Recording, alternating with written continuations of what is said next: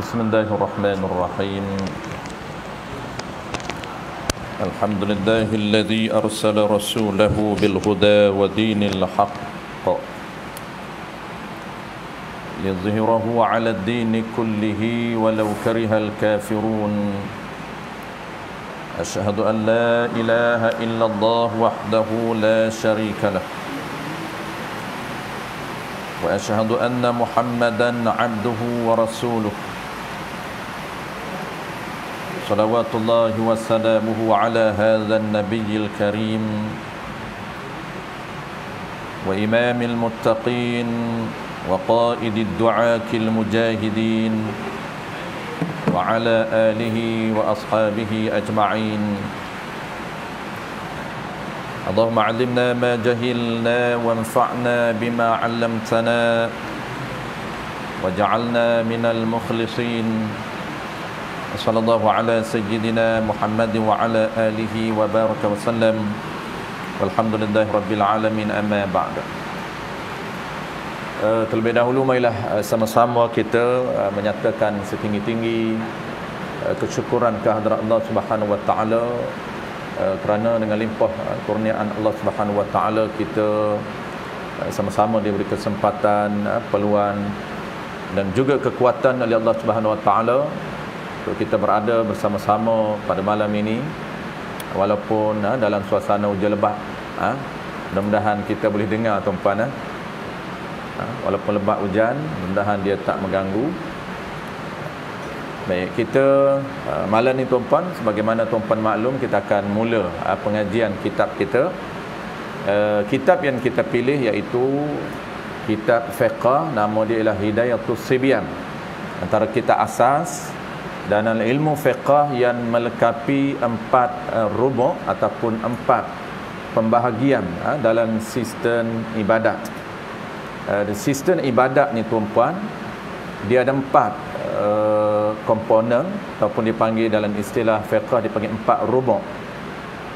Pertamanya, pembahagian yang pertamanya dipanggil ibadat sembahyang, tata cara berkaitan dengan ibadat sembahyang.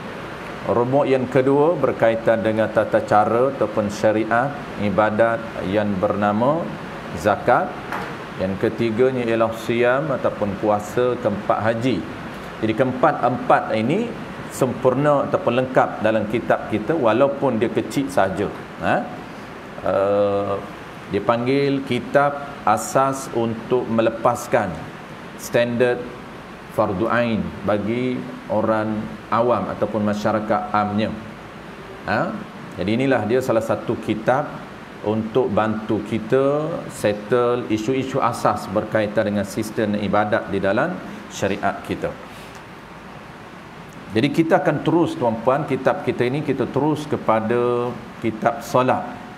Kita mukaddimah dia itu kita tak baca kerana mukaddimah dia itu dia berkaitan dengan tauhid ataupun usuluddin.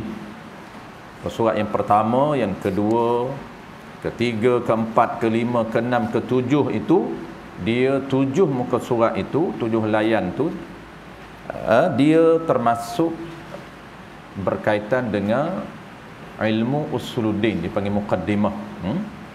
Jadi kita terus nak masuk muka surat 8. Kalau tuan-puan ada kitab Jawi, kitab Rumi, saya tak pasti muka surat berapa. Kita terus kepada tata cara berkaitan dengan sembahyang ataupun kita panggil protokol sembahyang. Kita nak belajar secara intensif bagaimana cara untuk kita melakukan sembahyang. Jadi usuluddin itu tuan-puan, insya-Allah tuan-puan akan adakan mungkin akan adakan kuliah lain lah untuk lengkapkan kitab-kitab usuluddin sebahagian daripada sendi agama kita. Jadi 3 sendi agama, jadi kita fokus satu dulu. Qala al-musannif rahimahullahu subhanahu wa ta'ala. Surat 8 tuan-puan kita Jawi, kitabus salati. Kitabu salati. Sebelum tu, sebagai tradisi para ulama kita, sebelum kita memulakan pengajian pertama kita, marilah sama-sama kita menghadiahkan bacaan surah Fatihah khusus kepada penulis kita, Tuan Husin Kedah ini, dan juga tuan guru ataupun segala para ulama kita, dan juga kedua ibu bapa kita, di atas jasa mereka sehingga sampai Islam kepada kita. Al-Fatihah. A'udzubillahi minasyaitonir rajim. Bismillahirrahmanirrahim. Alhamdulillahirabbil alamin. Arrahmanir rahim. Maliki yaumiddin. Iyyaka na'budu wa iyyaka nasta'in. Ihdinas siratal mustaqim. Siratal ladzina an'amta 'alaihim ghairil maghdubi 'alaihim waladdallin. Amin. Baik, qala al-musannif rahimahullahu taala kitabus salah. Malam ini tuan-puan, kita akan bincang berkaitan dengan dua topik saja. Topik yang pertama, kita nak kenal secara jelas apa dia yang dinamakan sembahyang. Supaya kita sebut solat, maka ada kerangka di dalam minda kita, ada gambaran, ada view di dalam minda kita. Jadi barulah kita panggil orang yang tahu, orang yang kenal apa dia diri sembahyang. Malam ni tuan-puan, kita nak bincang ataupun kita nak kenal berkaitan dengan diri, bukan nak kenal sekadar nama. Nama ni kita dah lama dah kenal. Panggilan sembahyang ini salah satu daripada ibadah, dan syariat kita ni ada nama dia, dah kita kenal lama, daripada kecil lagi kita kenal. Tetapi malam ni kita nak detailkan ataupun kita nak belajar berkaitan diri dia. Kita nak kenal musamma ataupun diri, bukan sekadar ismun, bukan sekadar panggilan nama yang kita panggil sembahyang. Supaya apa tuan-puan? Supaya target kita, tujuan kita, untuk pastikan betul-betul kita kenal diri sembahyang, supaya apabila kita niat, yang diminta, yang disyariatkan ketika mana kita niat adalah niat diri sembahyang, bukan nama sahaja. Sebab tu kita kena kenal diri dia, bukan sekadar kenal nama sahaja. Baik, qala al-musannif rahimahullahu ta'ala kitabus salah, kitab sembahyang. Jadi tuan guru kita ini ataupun penulis kita, dia mentafsirkan yang kata kitabus salah tu apa dia, kerana ringkas, menggunakan perkataan yang ringkas, banyak hazaf, ada mubtada hazaf, ada khabar mubtada hazaf di situ. Maka dia mendetailkan yang ringkas itu. Ini suatu kitab, yang kata kitabus salah, ini satu kitab. Hadza kitabun fi bayani ahkamis salah, kitab pada menerangkan hukum berkaitan dengan sembahyang. Di modul yang kita nak bincang ni tuan-puan, modul berkaitan dengan tata cara sembahyang. Apabila disebut sembahyang tuan-puan, di sini dia sebut hukum sembahyang, bukan nak bincang sekadar hukum wajib dan sunat saja, tidak, tetapi meliputi keseluruhan tajuk sembahyang. Fi bayani ahkamis salah, merujuk kepada keseluruhan peraturan di dalam sembahyang, keseluruhan komponen di dalam sembahyang. Apabila kita sebut sembahyang tuan-puan, dia ada beberapa komponen, beberapa pembahagian. Jadi nak terbentuknya diri sembahyang itu, dia terbentuk daripada beberapa bahagian sembahyang. Dia ada 3 komponen wajib yang kita akan fokus, yang kita akan belajar. Yang satunya itu kita akan baca sepitah lalu, dia ada 4 semua. 3 kita fokus, satunya kita akan baca secara ekspres. Kita akan fokus 3. Apa dia 3? Yang pertamanya ialah peraturan ataupun dipanggil syarat sah sembahyang. Dia tu peraturan wajib. Dia panggil syurutus sihhatus salah. Dia panggil terma dan syarat untuk Allah terima sembahyang kita. Ini mesti jaga. Kalau kita buat tanpa cakna salah satu daripada kita cakna 9 perkara ini, menyebabkan sembahyang kita tidak di-approve oleh Allah Ta'ala, tidak diterima oleh Allah Subhanahu Wa Ta'ala. Walaupun cantik dari segi kita, Penilaian kita cantik sembahyang kita, tetapi kita tak ikut spek ataupun penilaian yang Allah dah tetapkan, maka inilah dipanggil syarat sah. Penilaian yang kita mesti fokus supaya perbuatan dan perkataan dalam sembahyang kita ini menepati dengan terma dan syarat yang telah ditetapkan oleh Allah Ta'ala. Ada 9 perkara dalam kitab kita. Itu yang komponen yang wajib. Kalaulah kita nak gambarkan lagi jelas tuan-puan, diri sembahyang ini, cara kita nak implement dia, 3 benda ini, ataupun 4 lah, kita sebut 3, fokus 3. Dia satu peraturan wajib sebelum takbir. Jadi kita mesti jaga sebelum Allahu Akbar, yang ni mesti kita jaga. Apa dia? Syarat sah. Jadi 9 perkara itu kita kena nilai dia sebelum takbir. Ini dipanggil perkara yang perlu kita jaga ketika ataupun sebelum kita menghadap Tuhan. Sebelum kita hadap Tuhan, sebelum kita takbir, clear 9 perkara.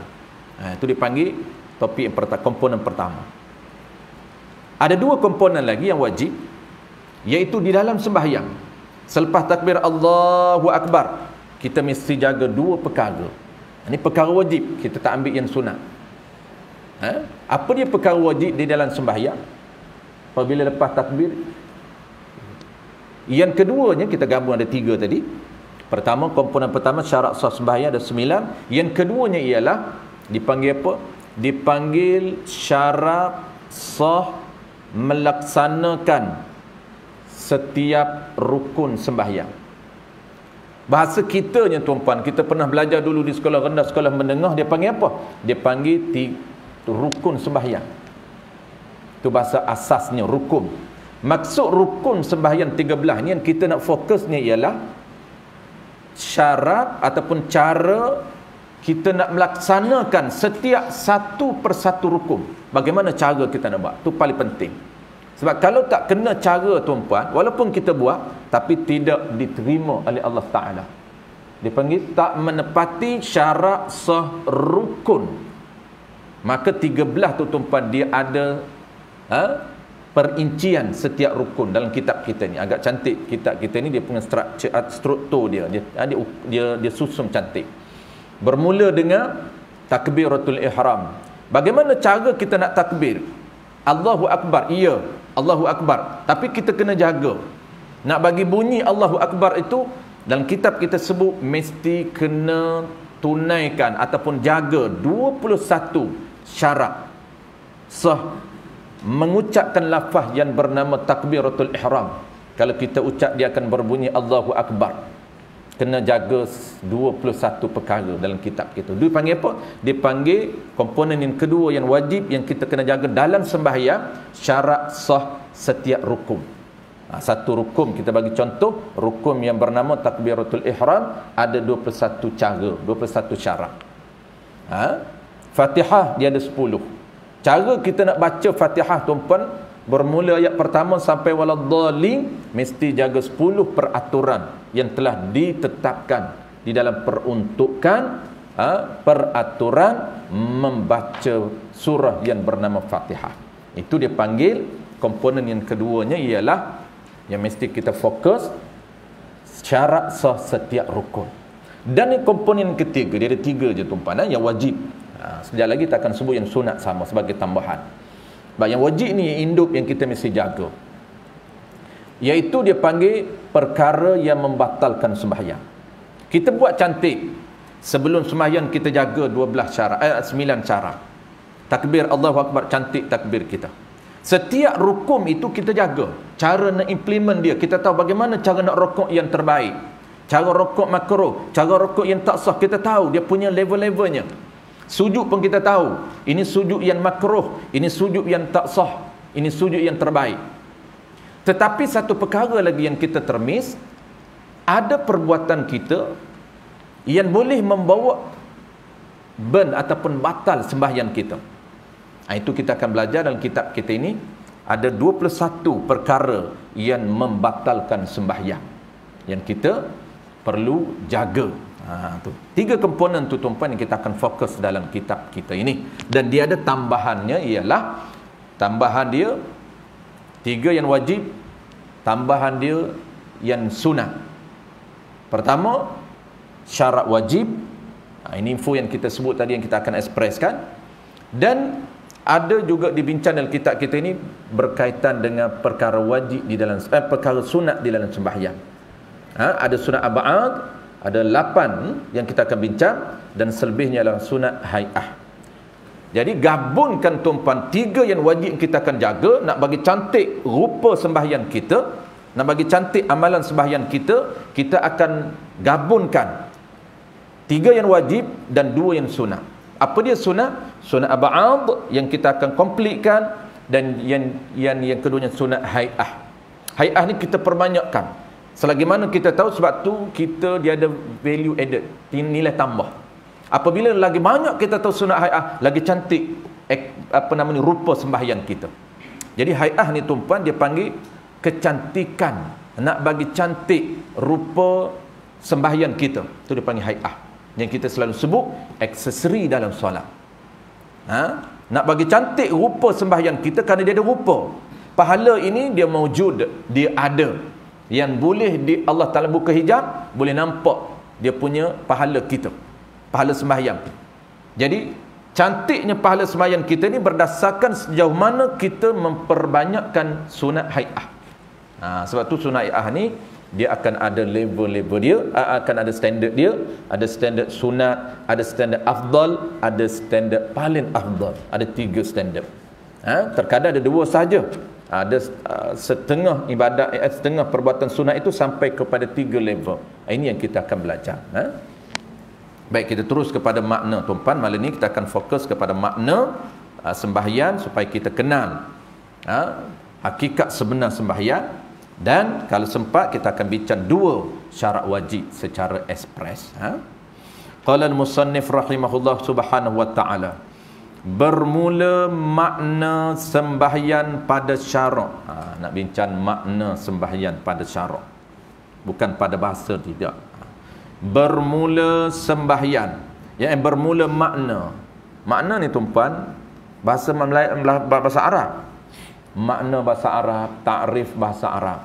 Bahasa kita dipanggil pengertian, dipanggil definisi, dipanggil erti. Samalah, pengertian, erti, definisi. Dan bahasa Arab dipanggil makna, dipanggil takrif, dan dipanggil juga hakikatum. Sama je. Hakikatum, yang kedua makna, yang ketiga takrif, yang keempat pengertian, yang kelima definisi. Sama kelima ibarat ini sama sahaja. Apa dia sama? Merujuk kepada diri. Bahasa Melayu dipanggil diri sembahyang. Bermula diri sembahyang pada syarak. Nak kenal diri dia, macam kita kenal diri kita tuan-puan. Nama lama dah ada sebut, tapi tuan tak kenal lagi, diri tak kenal lagi. Maka bertemu dengan kawan kita, kenal nama, rupa macam ni, tangan macam ni, tinggi macam ni, badan macam ni. Tu dia panggil diri. Nama dia lain. Kita malam ni bukan nak kenal salatum, tidak. Bukan nak kenal orang Melayu dia terjemah solat tu bahasa Arab. Melayu terjemah sembah. Sembahyang. Mana apa sembahyang? Sembah Tuhan yang bernama Yam. Yang Yam ni merujuk kepada bahasa Sanskrit Hindu, merujuk kepada Allah. Tu. Sembah Tuhan yang bernama Allah. Itu orang Melayu, terjemahan orang Melayu. Jadi sembah Yam. Sembah Yam. Yam tu Tuhan. Makna Allah Ta'ala. Jadi diri dia tuan-puan, bermula diri sembahyang pada syarak. Sebab apabila kita kenal diri tuan-puan akan sebut nama terbayang di minda. Tapi kalau tak kenal diri, sebut nama dia tak terbayang di minda. Sebut nama dia tak bela di minda. Sebab tak kenal. Tak kenal. Okey, kita tengok dulu. Apa dia diri sembahyang? Iaitu diri sembahyang, aqwalun wa af'alun muftatahatun bitakbiri wa mukhtatamatun bitaslimi bisyara'ita makhsusatin. Panjang dia punya diri dia. Sebab tu lama bagi nama, mudah panggil. Kalau tak ada nama, payah nak cerita. Kepaksa cerita semua diri dia, baru kenal. Maka sebab itu kenapa konsep ada ismun, ada musamma. Konsep nama dan diri ini supaya memudahkan panggilan manusia. Kita nak cerita diri ni panjang cerita, maka ringkahkan bagi nama kepada objek itu, kepada benda itu, kepada diri itu. Nama apa ni? Lembu. Binatang ni kerbau. Kalau tidak jenuh nak cerita. Apa beza lembu dengan kerbau ni? Kena cerita lah. Sebab dia tak kenal lembu hak mana, cerita kerbau hak mana. Kalau tak ada nama lah, orang tak kenal nama, tak kenal lembu tu apa dia, tak kenal musam apa dia, dia ceritalah Musa ni begini. Macam seperti kucing, tapi bukan kucing. Tak apa dia, bukan kucing tu, tak tahu apa dia, dia tak tahu nama. Tu nama penting, tapi yang paling penting ialah diri. Jangan kenal nama, diri tak kenal. Tu tak sah sembahyang. Kenapa? Kerana kena niat diri dia. Sahaja aku sembahyang. Sembahyang apa? Sembahyang yang bernama insya'. 4 rakaat. Insya' tu nama. Nama bagi sembahyang. Insya' tu dipanggil nama bagi sembahyang. Bukan nama bagi waktu. Kita yang cakap mudah, masuk dah waktu insya'. Itu cakap ringkah. Bukan maksudnya waktu ni nama insya', tidak. Masuk dah waktu sembahyang. Sembahyang mana? Sembahyang yang bernama insya'. Jadi insya' nama bagi sembahyang, bukan nama bagi waktu. Tu. Baik.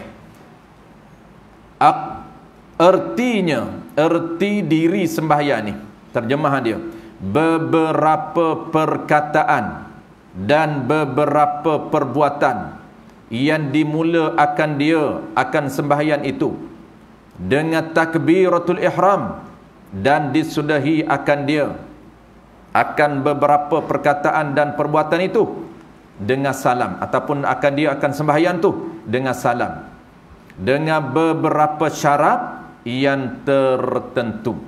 Baik. Jadi kesimpulan tuan-puan, ini bahasa Arab. Bahasa Melayu dia yang kata sembahyang ni, kalau nak cerita panjang ni apa dia? Beberapa perkataan, beberapa perbuatan yang mula dia dengan takbir Allahu Akbar dan disudahi dengan salam. Itu ringkas juga. Jadi diri dia apa? Diri dia tuan-puan, nak nama diri kena kenal juzuk dulu. Ni secara detailnya tuan-puan, nak nama diri dia kena kenal juzuk dia. Kenapa? Kerana komplit juzuk dia barulah dinamakan diri. Maka juzuk dia ada berapa? Juzuk dia ini perkataan, beberapa perkataan, jenis ucapan dalam sembahyang ini ada 5 yang wajib, yang kita akan bahas, yang kita akan fokus. Dan beberapa perbuatan ada 8. Maka 5 ucapan wajib dipanggil juzuk, dipanggil sebahagian daripada diri dia, dan 8 jenis perbuatan dipanggil juzuk di dalam sembahyang. Maka campur 5 campur 8 jadi 13 juzuk sembahyang. Apabila sempurna juzuk sembahyang 13, barulah komplit dinamakan diri sembahyang. Kalau satu organ, satu part ataupun satu bahagian, satu juzuk tak lengkap, maka tidak dinamakan sembahyang. Kenapa? Kerana tak lengkap juzuk, tak nama diri sembahyang. Sebab tu di sini tumpuan lengkap dia kata beberapa ini merujuk kepada 5 dan beberapa perbuatan merujuk kepada 8. Maka 5 yang ucapan wajib, 8 perbuatan wajib, itulah dinamakan diri. Satu dinamakan juzuk, lengkap 13 dinamakan diri. Cara dia tuan-puan, kalau satu-satu kita sebut, kita tak panggil diri, kita panggil juzuk. Juzuk ni apa? Sebahagian daripada sembahyang. Sebab tu bila dia tak panggil sembahyang, dia panggil rukun. Rukun pertama, rukun kedua, sampai rukun 13. Dia tak panggil sembahyang pertama, sembahyang kedua, tak. Dia panggil rukun sembahyang pertama, takbir. Rukun sembahyang kedua, qiyam. Rukun sembahyang ketiga, rukuk. Rukun sembahyang ke-13, tertib. Dia panggil rukun sembahyang, dia tak panggil sembahyang. Kenapa? Kerana nak panggil sembahyang kena cukup 13 rukun. Rukun tu apa dia? Rukun tu merujuk kepada juzuk, sebahagian daripada sembahyang.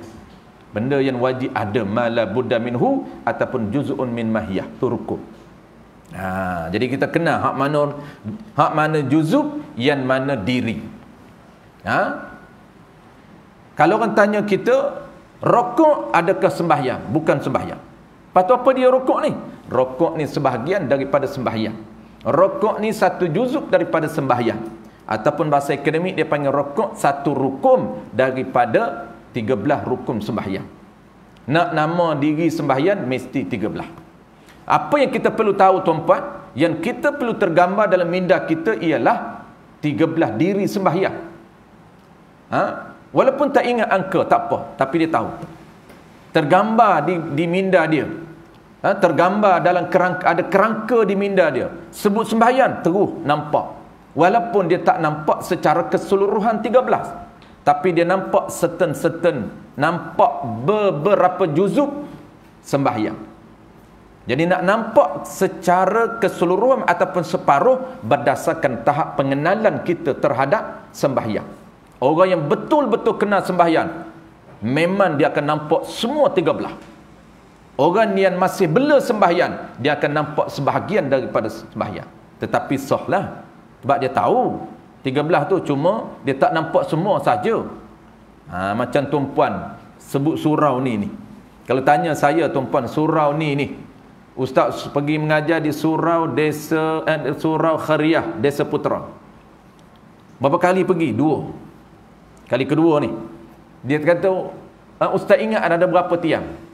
Saya kata tiang ada, tapi tak ingat lah. Sebab saya tak pun nak kenal mana lagi.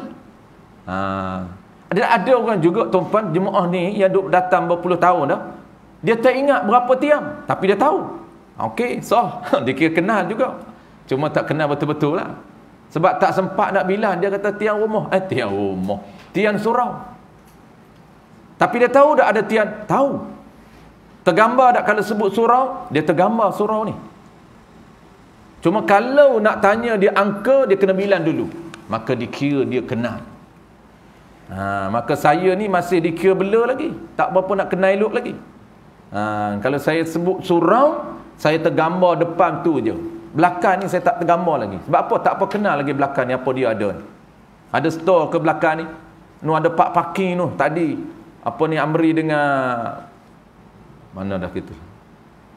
Apa ni Faizal ni? Apa nama? Arik ni tukang Faizal lah. Ni Faizal. Dia bawa tu ke belakang tu, pi ronda. Rupanya luah di belakang. Jadi kalau saya sebut surau ni tuan-puan, saya tak akan tergambar di belakang. Kenapa? Tak apa kenal lagi. Nama saya kenal lama dah. Lama dah kenalnya. Banyak bulan lah, lama tu bukan bertahun. Orang sebut surau Khariah ni kenal lama dah. Walaupun sebulan tu kira lama lah. Lepas tu duk sebut saja surau Khariah, tapi tak tergambar diri dalam minda. Kenapa? Kerana saya baru kenal nama. Begitu juga kita sebut sembahyang, kita tak akan tergambar dalam minda kita kalau kita tak cuba mencari ilmu dan mendalami sehingga betul-betul kenal di antara juzuk dan diri. Baik, settle tuan-puan. Baik, kita terus kepada topik yang pertama. Itu baru nama. Kita masuk topik yang pertama malam ni tuan-puan, topik yang express. Topik yang kedua tu kita akan fokus. Topik yang kedua dia panggil syarat sah. Itu kita akan fokus. Yang pertama ni kita akan baca sepitah lalu. Dia ada 5 syarat wajib. Baik, serta tuan-puan, benda yang kita bincang iaitu berkaitan dengan nama dan juga diri. Jadi kita tahu beza mana nama sembahyang dan juga mana diri sembahyang. Diri itu yang kita cuba untuk kenal betul-betul. Kenapa? Kerana itulah dia sembahyang yang diwajibkan untuk kita laksanakan. Yang kita nak kena implementnya ialah diri sembahyang. Dan kita niat juga bukan niat nama. Yang kata usalli farda ini, kita nak niat dan hati kita ialah niat diri sembahyang. Bukan tergambar nama sahaja. Bukan tergambar ismun solat, tetapi yang kita nak tergambar ialah hakikatun ataupun dipanggil ta'rif. Itu dipanggil diri.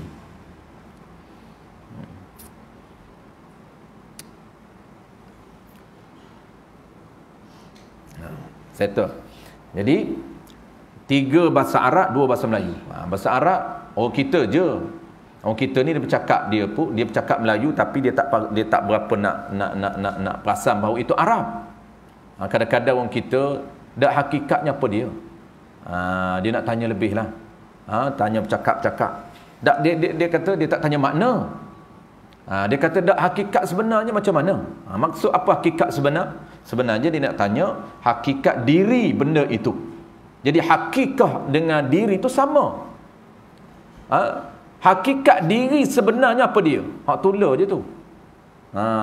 Gabung saja. Hakikat tu bahasa Arab, diri tu bahasa Melayu. Sebenar tu juga bahasa Melayu. Hakikat tu boleh diterjemah dengan sebenar, diri, hakikat, diri dan sebenar. Sama. Jadi kita gabung tiga-tiga. Dan hakikat sebenarnya apa dia? Tu tiga-tiga tu bahasa kita. Jadi hakikat, ta'rif, hakikat, ta'rif, definisi dan juga dipanggil pengertian. Baik, settle. Itu diri. Merujuk kepada diri. Baik, kita sambung tajuk yang pertama. Qala al-musannif rahimahullahu subhanahu wa ta'ala. Bermula syarat wajib sembahyang itu 5 perkara. Ini masuk tajuk pertama, syarat wajib.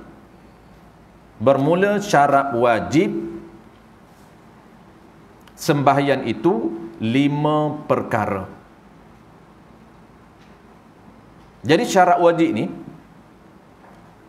dia wajib ataupun mesti berhimpun 5 perkara baru wajib mendirikan sembahyang. Tajuk ni tuan-puan, kita nak bincang berkaitan dengan status seseorang itu, adakah dia wajib sembahyang ataupun tidak. Kalau wajib sembahyang, kalau dia tinggal wajib qada. Kalau tak wajib sembahyang, kalau dia tinggal tak wajib qada. Itu penting juga nak tahu, walaupun tajuk ni kita tak fokus, tapi penting.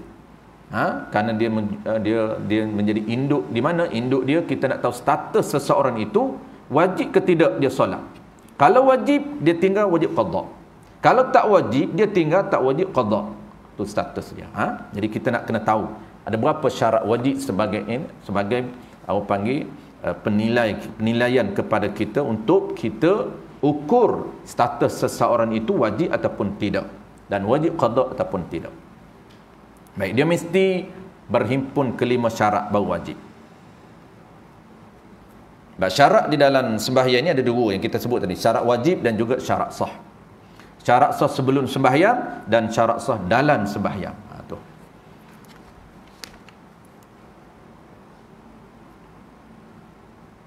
Bermula syarat wajib itu 5 perkara. Maksud 5 ni mesti cukup 5 perkara. Dalam fiqh ni tu pun ada kalanya tak disyaratkan cukup 5. Ini kita kena tahu dia punya topik-topik tertentu. Kalau syarat wajib mesti cukup 5 perkara baru wajib sembahyang dia. Bukan satu tu terus wajib, tidak lagi. Ada kalanya dalam fiqh ni tu pun syarat ni, peraturan ini dapat satu terus wajib. Di sini 5 perkara merujuk kepada lengkap, cukup 5 perkara baru wajib mendirikan sembahyang. Pertamanya ialah Islam. Pertamanya ialah Islam.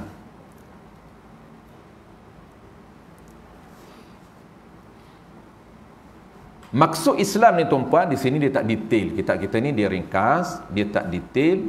Banyak yang ringkas, kitab kita ni banyak dia dalam bentuk yang matan ataupun dia panggil point. Cuma tajuk-tajuk penting saja dia akan perincikan. Macam ni antara point saja dia beri. Islam. Jadi apabila Islam sahaja dia, maka salah satu syarat wajib wajib mendirikan sembahyang. Apabila Islam saja dia diwajibkan sembahyang, nisbah hukum dunia. Ni dia beza dengan kafir. Jadi maksud apa yang kata Islam ni? Apabila Islam saja dia, maka sama ada Islam itu melalui mengucap dua kalimah syahadah ataupun Islam keturunan seperti kita, maka wajib mendirikan sembahyang nisbah hukum dunia.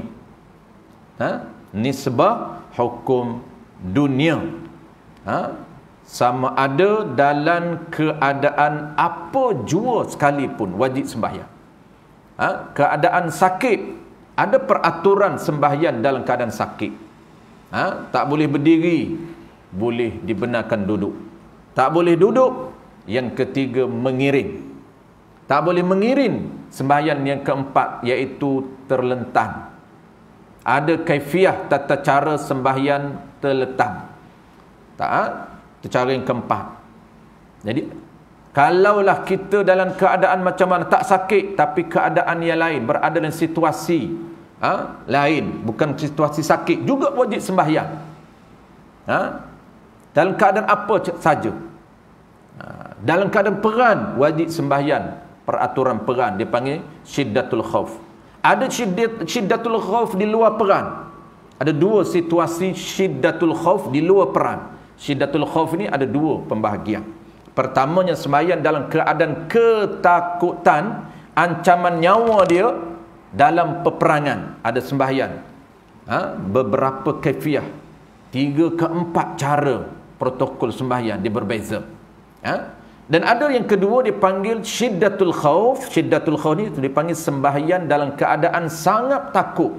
Takut apa? Ancaman nyawa di luar daripada peperangan. Maka di luar daripada peperangan ini dia panggil apa dia tuan-tuan? Dipanggil dua syiddatul khauf, merujuk kepada dua situasi. Pertamanya ialah takut kepada ancaman nyawa dia. Yang kedua, takut kepada ancaman harta dia. Takut mengorbankan harta dia. Sedang dia sembahyang, terbakar harta dia, boleh menyelamatkan harta dan kerana dia sembahyang.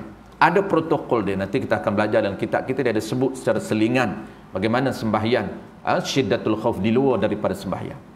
Kalau kita sembahyang, tiba-tiba ada ancaman nyawa, datang ular, takkan nak tunggu, takkan nak berhenti. Kita tak tahu peraturan, berhenti, cabut lagi terus.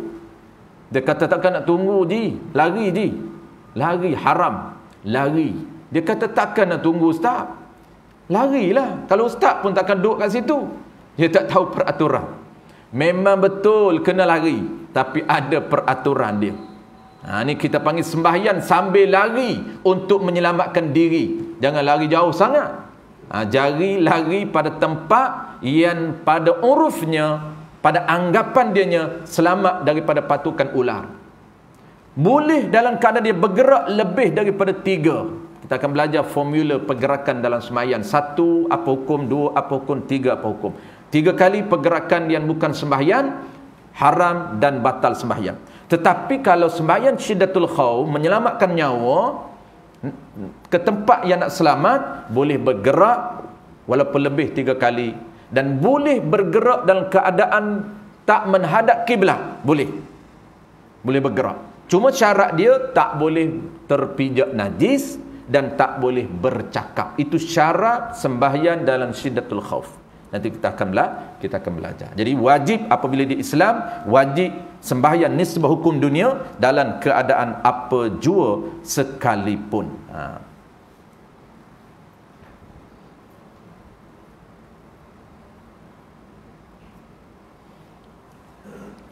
Maksud apa tuan-tuan nisbah dunia? Wajib nisbah dunia. Maksud dianya, nisbah dunia, diri dia ini apabila di Islam sahaja dia ada dua taklifan. Maksud apa? Maksud diri dia ni ditaklif oleh Allah Ta'ala, diberat oleh Allah Ta'ala, dipertanggungjawab oleh Allah Ta'ala untuk mendirikan sembahyang. Yang keduanya ialah taklifan ke atas pemimpin untuk memaksa orang Islam mendirikan sembahyang. Ini pun kita tak berapa perasan dah hukum ni. Sebab hukum ini tidak dilaksanakan lagi di kalangan di peringkat negara. Tak dilaksana. Asalnya dia maksud Islam ini disebut di dalam kitab Bajuri Ibn Qasim, disebut juga dalam kitab syarah kita ni. Dia ada syarah Sulamus Sibyan tu, syarah bagi Hidayatus Sibyan. Disebut maksud Islam nisbah dunia tu wajib. Wajib apa? Wajib diri dia melaksanakan sembahyang, dan wajib kata pemerintah memaksa. Boleh pemerintah paksa supaya dia solat. Boleh pemerintah paksa supaya berpuasa di bulan Ramadan. Tak puasa di bulan Ramadan, keluarkan peraturan, boleh tangkap, penjarakan. Kenapa? Kerana power ini, pemerintah ini diberi kuasa oleh syarak untuk memaksa orang Islam mendirikan sembahyang. Boleh kuasakan undang-undang mewajibkan rakyat mendirikan sembahyang. Kalau sesiapa yang tidak mendirikan sembahyang lebih daripada 3 kali, bukan Jumaat saja, tidak, ni sembahyang 5 waktu, maka pemerintah boleh panggil dia. Boleh panggil supaya dia bertaubat. Kalau dia tak sembahyang dengan sengaja, supaya dia bertaubat. Kalau dia enggan bertaubat, maka dijatuhkan hukuman. Apa hukuman di dalam Islam, tuan-puan? Berat hukuman dia. Disebut di dalam kitab jinayat, orang yang meninggalkan sembahyang dengan sengaja, dipaksa oleh pemerintah, tak nak buat juga, maka dihukum, muktamadnya tak diberikan masa 3 hari. Ada khilaf di sini.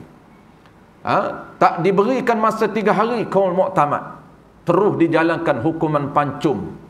Dia kena pancung bagi orang yang tinggal sembahyang. Besar dia punya undang-undang meninggalkan sembahyang. Sebab tu kalau laksana undang-undang ni, tuan-puan, tak ada orang tinggal sembahyang. Qaul dhaif kata, ada pendapat sebahagian ulama mengatakan pemerintah dibenarkan beri masa 3 hari kepada orang yang meninggalkan sembahyang untuk dia balik bertaubat dan qada balik. Dibenarkan 3 hari. 3 hari ni dia tak buat juga, barulah jatuhkan hukuman, pancung di dalam Islam. Baik, habis.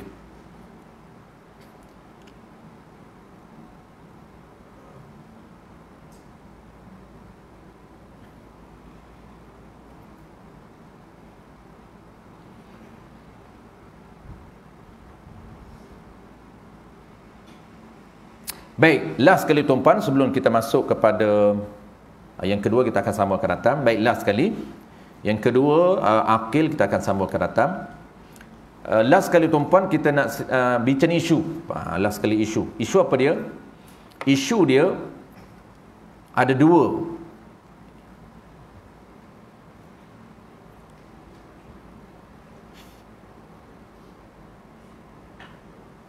Oh, bukan. Bukan isu. Isu yang ada 2 tu di bawah tu akil. Akil tu ada 2 isu ataupun 3 isu. Kita akan bincangkan datang. Jadi akil ni, orang gila, orang yang tak sempurna, orang sempurna akal, wajib sembahyang, dia ada 3 isu yang kita akan bincang. Baik. Islam ini, last kali apa dia tuan-puan? Last kali ni ialah kafir. Settle Islam. Jadi apabila dia Islam saja, maka wajib dia solat nisbah hukum dunia.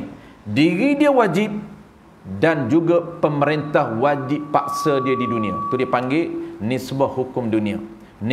Pemerintah boleh ada kuasa untuk paksa dia mendirikan sembahyang.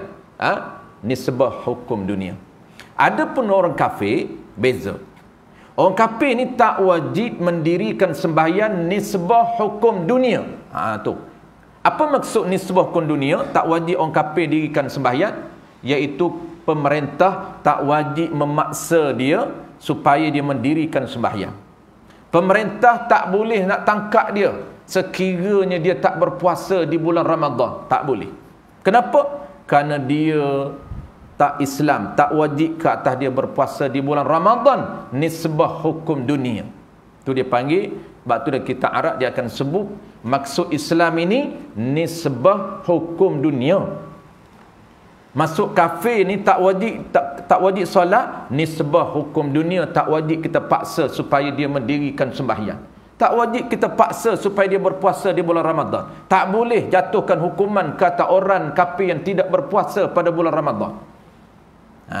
Adapun hukum akhirat sama saja. Adapun hukum akhirat di sisi Allah Subhanahu Wa Taala, orang kafir ni tuan-puan tetap dia wajib mendirikan sembahyang. Dia panggil apa? Wajib melaksanakan segala furu'an syariah. Wajib melaksanakan segala peraturan ataupun dia panggil undang-undang yang berkaitan dengan syarak. Sembahyang wajib dia mendirikan sembahyang di sisi Allah Ta'ala. Puasa wajib dia berpuasa di sisi Allah Ta'ala. Wajib dia menutup aurah di sisi Allah Ta'ala. Haram dia minum arak di sisi Allah Ta'ala. Itu orang kafir. Kenapa? Kerana orang kafir ni tuan-puan sama sahaja, dia juga mukallaf. Sebab tu ulama kata al-kafiruna yukhatabuna bi furu'in syar'iyyati. Segala orang kafir ini yukhatabuna, diturunkan peraturan di sisi Allah Ta'ala. Peraturan apa? Bi furu'in syar'iyyah, peraturan ataupun perundangan syarak. Yang kita panggil, apabila sebut peraturan syarak merujuk kepada 5. Asas dia 5, yang detail dia 7. Itu panggil hukum syarak. Hukum syarak ni tuan-tuan merujuk kepada apa dia? Merujuk kepada 7 ataupun 5 hukum. Al-khitab al-muta'alliqu bi af'alil mukallifin. Khitabullah Ta'ala al-muta'alliqu bi af'alil mukallifin. Ni dia panggil peraturan Allah. Apabila sebut peraturan tuan-tuan, sama ada 2 bentuk peraturan tu. Peraturan bentuk pertamanya ialah pencegahan. Dia panggil bentuk larangan. Khitab tu dia panggil arahan. Khitab tu dia panggil arahan. Arahan Allah Ta'ala ini sama ada dalam bentuk suruhan. Suruhan ada 2, wajib sunat, ataupun bentuk larangan makruh haram. Semua orang kafir bertanggungjawab. Wajib apa dia tuan-tuan? Sembahyang. Orang kafir pun wajib sembahyang. Tapi nak sembahyang kena Islam dulu. Kena terima, dia panggil wajib usuli dulu, kena beriman dulu. Orang kafir wajib tutup aurah. Haram kata orang kafir setiap hari dia tak tutup aurah. Dia rekodkan haram. Kesimpulan tuan-puan, orang kafir ini haram 2 bentuk. Pertama, haram kerana tak melaksanakan tuntutan yang asas, iaitu beriman kepada Allah. Dia panggil wajib usuli. Dia tidak menerima ataupun tak melaksanakan kewajipan usul, kewajipan yang menjadi asas, kewajipan yang menjadi induk, iaitu beriman kepada adanya Allah dengan segala sifat kesempurnaan dia. Dia tak beriman. Ini kesalahan besar, kesalahan induk. Dan kesalahan yang kedua orang kafir lah, dia tidak melaksanakan segala perintah Allah Ta'ala dalam sistem syariat. Perkara wajib dia tak buat, perkara sunat dia tinggal, perkara haram dia buat, perkara makruh dia buat.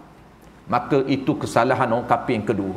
Jadi dia kesimpulan tuan-tuan, dia akan direjam di dalam neraka dengan 2 kesalahan. Kesalahan pertama dan kesalahan kedua. Dan orang Islam pula tuan-tuan, dia dibakar dalam neraka dengan kesalahan apa dia? Dengan kesalahan satu sahaja, iaitu kesalahan tidak melaksanakan perintah Allah Ta'ala, tapi dia beriman kepada Allah. Sebab tu ulama tuan-tuan sangat menekankan tentang iman ini, nak selamatkan orang awam daripada masuk dalam neraka. Sebab kalaulah tidak ada iman, tidak ada usuli ni, maka selama-lama dia berada dalam neraka. Ini janji Allah. Janji Allah tuan-tuan, khalidina fiha, dia selama-lamanya di dalam neraka. Kalaulah dia boleh masuk syurga, walaupun dia ditransit dalam neraka, dia akan dipindah ke dalam syurga, selama-lama dia duduk dalam syurga. Kenapa? Kerana iman dia ada. Walaupun dari segi fiqahnya dia tak berapa cantik, banyak dosa daripada pada, maka banyak dosa daripada pada, dia kena bakar dulu kesalahan dia di neraka. Wal'iyazubillah. Walaupun bakar sekejap kita tak nak masuk tuan-tuan, Walaupun ada orang kata tak apa juga, ustaz janji masuk saja dalam syurga. Duduk dalam neraka pun tak lama. Tak lama dia kata. Dia ingat ni sebuah dunia berkali. Kita ni hidup lah 100 tahun, berapa lama dah tuan-puan? Jangan tanya orang umur 100 tahun tu, dia kata sekejap saja. Jangan tanya kita lah, rasa kita kata rasa balik tengok di kampung kita ada lagi orang tak mati 100 tahun, lama tu orang tak mati-mati lagi. Kita pula duduk hati. Tanya orang tua tu, dia kata aku baru 100 tahun baru. Dia baru je 1 tahun. Macam tanya kita lah. Tanya saya tuan-puan, rasa macam 25 tahun dulu je. Dah 40 lebih dah. Tapi dia rasa macam 25 tahun dulu. Manusia lagu tu, dia tak nak mati. 200 tahun pun baru juga. Berapa ji? 200 tahun baru. Jangan tanya dia, tanya orang lain. Tanya orang lain nama. Dia kata lama je ni, tak mati-mati lagi. Sedap je. Tengok orang lama, tengok dia baru. Dia nak suruh orang lain mati dulu. Dia tak nak mati lagi. Baik. Jadi wal'iyadzubillah, ulama kata sebab tu ulama ni sebut neraka terus dia jawab wal'iyadzubillah, jauh, minta jauh. Doa tu wal'iyadzubillah tu doa. Sebut neraka terus ulama doa wal'iyadzubillah, minta jauh daripada neraka. Allahumma ajirni minan nar, jauh daripada api. Allahumma ajirni minan nar, jauh daripada api. 7 pintu neraka kita ucap Allahumma ajirni. Batu jangan ucap 3 saja. Afdal ucap 7. Allahumma ajirni minan nar, Allahumma ajirni minan nar, Allahumma ajirni minan nar, Allahumma ajirni minan nar. Ada orang 3 je. Dia takut ke 3 pintu saja. Jadi kita afdalnya 7. Allahumma ajirni minan nar 7. 3 pun dapat pahala juga, tak menjadi isu lah, nak cerita saja. Jadi pada 3 dapat pahala, baik ambil pahala tapau semua. Dia afdalnya 7. Jangan terlebih pula. Ada orang kita ni dia pandai nak ejah. Dia kata benda baik ustaz, kenapa tak boleh? Dia pandai nak ejah. Boleh lapar. Allahumma ajirni minan nar, Allahumma ajirni minan nar, Allahumma ajirni minan nar, sampai 8 ke 9 dia bedal. Kata kenapa ji banyak sangat? Benda baik ustaz, takkan tak boleh. Dia cerita benda baik. Benda baik pun ikut peraturan tuan lah, dia nak bagi pahala. Dia bagi sekat 7 saja. Kita bedah sampai ke 8, yang ke 8 harus saja. Dia jadi harus balik yang ke 8. 7 afdal, dapat rekod pahala lebih. Sebab 3 tu sunat. 1 pun sunat dah. 3 tu dia panggil afdal. Paling afdal 7. Dia ada 3 peringkat. Peringkat sunat, peringkat afdal, peringkat paling afdal. Sama juga dengan ni tuan-puan, orang selalu beralasan baca Rabbil Firli, baca Subhan Rabbil Azim tu kan 3 kali tuan-puan biasa baca. Dia ada 3 level tu. Dia pertama dia sunat, level sunat. Sunat ni dapat pahala sunat. Tuan-puan baca sekali dapat pahala sunat. Subhana Rabbil Azim wa bihamdi, dapat pahala sunat. Tetapi standard yang kedua dia panggil afdal. Standard afdal mula angka berapa? 3. 3 ni afdal. Kalau 2 tetap tu sunat, tak dapat afdal. Mana afdalnya apa dia? Dapat rekod tambah. Dia panggil bonus lah, bahasa kita mudah. Aktsaru sawaban. Ada rekod catatan pahala lebih daripada sunat tu. Sunat tetap dapat, ada pula lebih tambahan. Jadi dapat 3 tu Allah tambah pahala pada kita. 4 tambah pahala. 5 tetap tambah. Dia panggil 3 afdal, 5 lagi afdal, 7 lagi afdal, dan 9. Sakat 9 dah afdal. Standard ketiga, dia ada standard paling afdal. Memanglah dalam solat kalau kita perhati, peraturan ni kebanyakan 2 je. Afdal dengan sunat. Tetapi ada setengah tempat ada ranking ketiga. Paling afdal. Dia panggil maksimumnya ialah 13. Itu sebelah. Kalau 9 dapat paling afdal, tapi kalau kita baca 11 dapat paling afdal, full markah penuh. Ada orang tuan-puan, dia bedal sampai 13, 14, dia tak nak bilang. Ni isu dia. Kena bilang. Kalau tak berapa takut pening, tak payah buat lah. Dia kata, saya ustaz, kalau bangkit tu, pakar tak tahu dah rekat ke berapa. Jangan duk buat sebelah. Lama juga tuan-puan buat sebelah ni. Lama juga. Bangkit-bangkit tak tahu, tu dia. Berapa rekat berapa ni? Dia lupa dah. Sebab apa? Tunduk lama sangat. Jadi isu dia itu pun kena ingat. Jangan pakai bedal. Pakai bedal boleh, dia tak dapat pahala. Hanya dapat sakat sebelah. Yang ke-12 tak dapat, dia jadi harus balik. 13 harus. Kita tak boleh guna minda kita. Takkan ustaz, benda baik. Benda Subhana Rabbil Azim ni bukan duk mengupak orang. Takkan Allah Ta'ala tak bagi duit, tak bagi pahala. Dia bagi, tapi ikut peruntukan dia. Dah dia suruh tempat ni, tempat lain tak apalah. Macam tuan-puan lepas sambil balik, sambil driving, sambil bawa motor. Baca tak apa, dapat pahala tempat tu. Tapi tempat tertentu ni Allah peruntukkan, aku peruntuk 11 kali saja. Lebih tak payah. Tu sajalah, bukan sadah lebih tu. Bukan kata lebih haram dah, haruh jelah. Habis. Wallahu a'lam. InsyaAllah tuan-tuan kita akan sambung bulan depan. Minggu akan datang. Keduanya akil. InsyaAllah bulan depan tuan-tuan kita buka soalan bulan depan, minggu akan datang kita buka soalan. Tuan-tuan boleh tanya terus. Tadi tak faham boleh tanya. Kita ada panggil apa? Kita buka soalan tu. Jadi oleh kerana malam ni baru mula mungkin tak tahu lagi nak tanya apa. Jadi insya-Allah sebarang kemuskilan boleh tanya. Terus tanya boleh tuan-tuan, terus tanya yang mana tak faham. Bismillahirrahmanirrahim. Alhamdulillahirabbil alamin. Wassalatu wassalamu ala asyrafil anbiya'i wal mursalin wa ala alihi wa ashabihi ajma'in. Allahumma faqihna fid din wa 'allimna ta'wil waj'alna minal ulama'il 'amilin waj'alna minal mukhlisin. Wa sallallahu ala sayyidina Muhammad wa ala alihi wa baraka wa sallam walhamdulillahi rabbil alamin.